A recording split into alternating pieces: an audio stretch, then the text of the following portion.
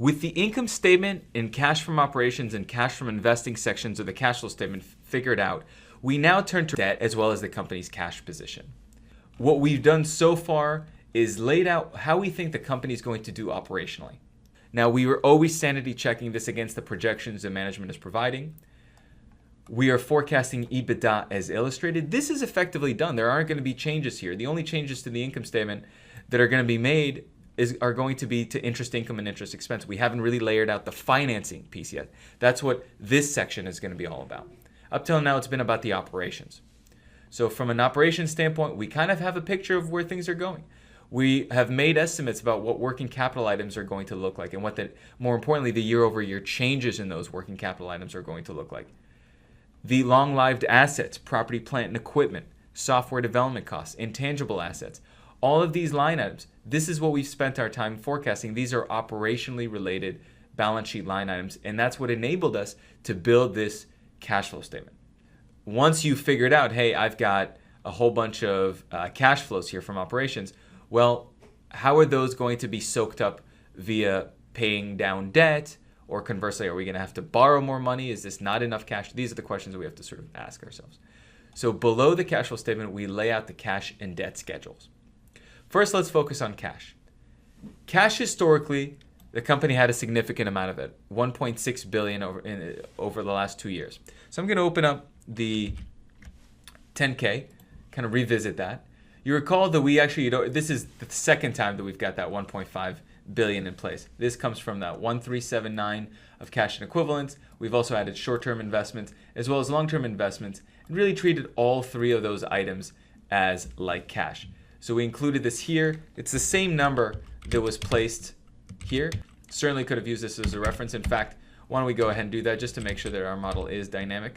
Let's use the cash that we put in here as a reference directly. We can auto color that so it changes it from blue to black. But then historically, we do need to hard code the 1,496.9, the 86.1 plus the 52.6. These are the three components in the prior year. Mechanically, we can already forecast the cash schedule. Next year's beginning of cash balance, so this thing that's bordered off here, is not going to simply be last year's end of period cash balance. And the reason for that is because the moment that this deal happens, we have already said that we are going to use 1.4 billion of that 1.5 billion in excess cash. In other words, only 180 million, the difference, is what's going to remain after the deal. So the transition from last year's end of period to this year's beginning of period is that we're soaking up a lot of cash, 1.4 billion for the deal. So that's one thing to keep in mind. We're going to really look at the deal itself, but it's important to conceptually understand that the difference between the end of period balance here, May 31st, 2013, and let's say the next day, April 1st, 2013, that cash immediately goes away. So the question then is, what's going to be the net increase or decrease? Well, believe it or not, we've already figured that out, at least mechanically, with this cell. The net change in cash during the period comes from the very last line of the cash flow statement, right? This number, of course, will change as we insert numbers in here. But mechanically, it's just the sum of all of these cash flows. This is all the cash flows from operating minus cash from investing, plus any changes related to financing.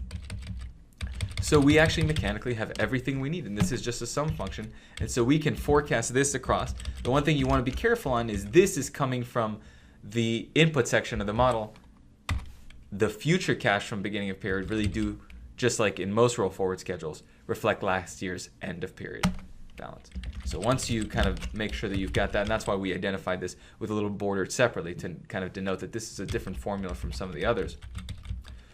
So it looks like because we used up a lot of our cash reserves, at least in the first forecast year, cash at the end of the period really dips substantially. But because at this point we're showing significant increases in net cash, there's going to be a buildup. Now I will just kind of foreshadow that's not going to last. We're going to be using virtually all of this excess cash to pay down debt.